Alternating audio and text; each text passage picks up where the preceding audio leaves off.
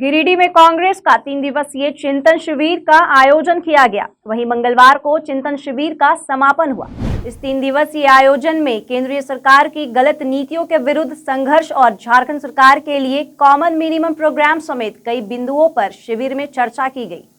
वहीं राहुल गांधी ने video conferencing के जरिए चिंतन शिविर को संबोधित किया और कहा कि झारखंड में कांग्रेस कमजोर पार्टी नहीं है, यहाँ कांग्रेस मजबूत पार्टी है। हम सरकार चला रहे हैं जो बहुत बड़ी अपॉर्चुनिटीज है। राहुल गांधी ने कहा, झारखंड के लोगों का रास्ता और कांग्रेस का रास्ता एक ही है जो लोकतांत्रिक है।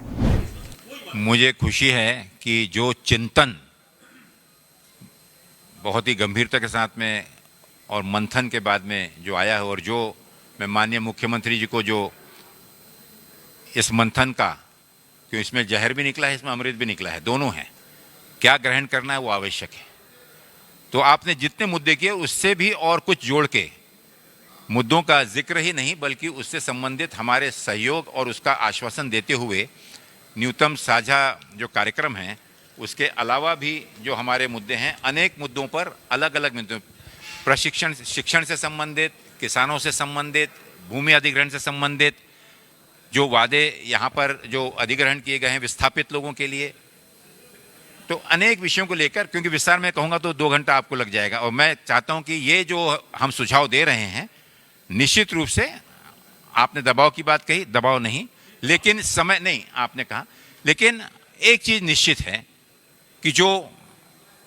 कार्य करने की पद्धति कांग्रेस लेजिस्लेटिव पार्टी की और एआईसी नेतृत्व की है, वो स्पष्ट है कि हर चीज़ की समय सीमा होनी चाहिए। 2 साल इस विषय में मुझे नहीं लगता कि हमने पूरा समय दिया है, और हम चाहते हैं कि अब जो रुके हुए काम है, कुछ भी नहीं हुआ ऐसा तो नहीं है, काफ़ी काम हुए भी हैं,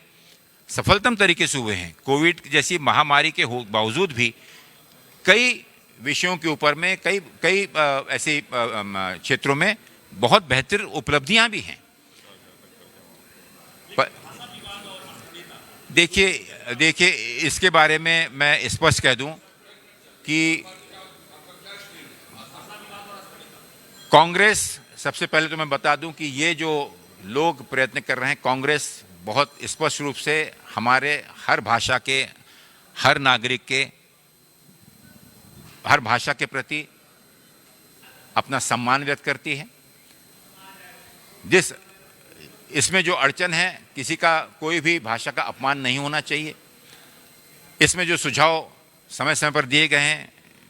और वो सुझाव कांग्रेस भी हमारे इस मंथन में देने जा रही है, जिसको 1-2 दिन और इसका समय लिया है। लेकिन कांग्रेस किसी भी जनभावनाओं को ना दुखाते हुए युवकों के बेहतरी के लिए और प्रदेश में बेहतर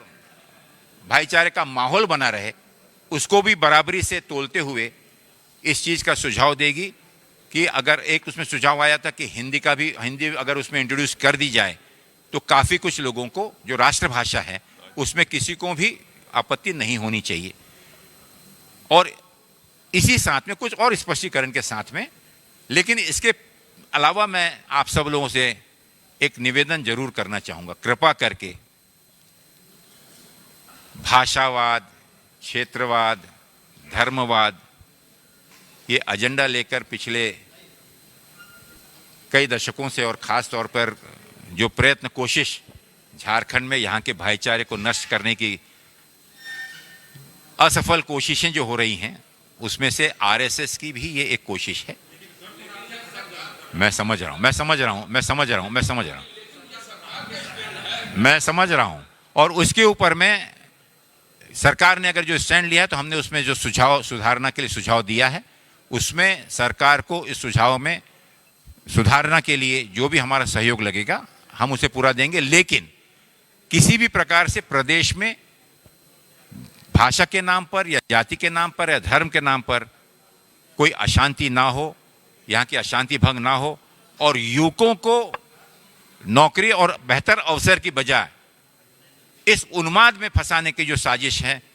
उसमें हम ना फंसें, ये भी हमारी कोशिश रहेगी।